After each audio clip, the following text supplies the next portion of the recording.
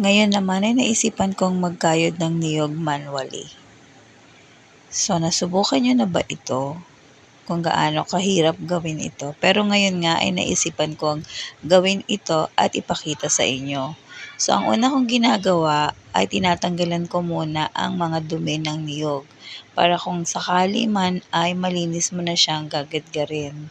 So, isa-isa kong tinatanggal yung mga dumi-dumi niya. And yun, pinabiyak ko na lang, hindi na ako nagbiyak ng niyog. So yun, kinuha namin ng sabaw, tinanggal ang sabaw at hinati ito sa gitna.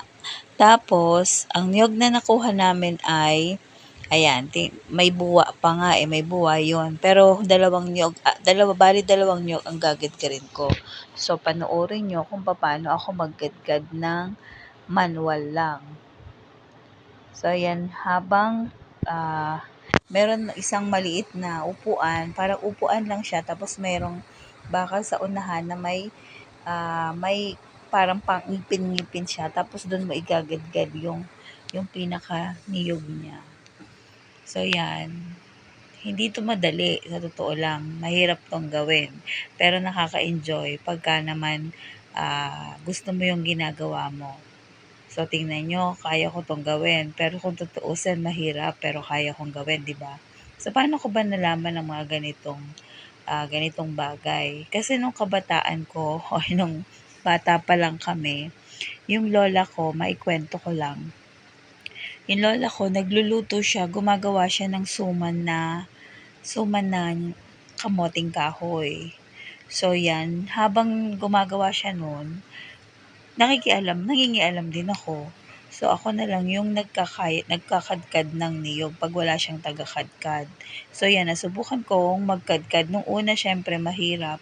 Pero dahil nga pagka nasanay ka na din, ayan, madali mo na lang gagawin. Pero sa totoo lang, nakakapagod. Lalo na ngayong may edad ka na, yung parang ang hirap-hirap ng magkadkad. Kasi yung puwersa mo, sa totoo nga lang ngayon, ang sakit ng mga kamay ko kasi napuwersa siguro.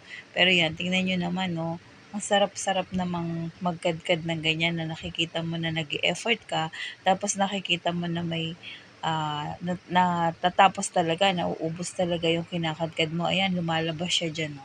Yung white na yan na yung pinaka-nyog niya na pwede nang gataan. So, ayan, yung nyog nga ay may buwa pa sa loob.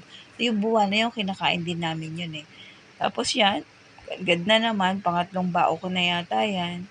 Ayan, pinamadali ko na lang para mabilis ang pagkakagawa ko. Pero inabot din ako ng kalahating oras dyan para bago ko matapos ang dalawang niyog.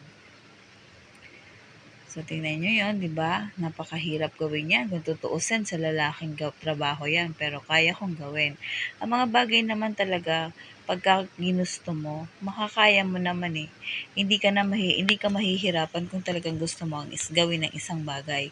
Pero kung ayaw mo, marami talagang dahilan. Pero sa ako, talaga sa totoo lang, nag-enjoy ako habang ginagawa ko to at habang ibinablog ko to. Kasi nga, bibihira lang makakagawa ng ganito.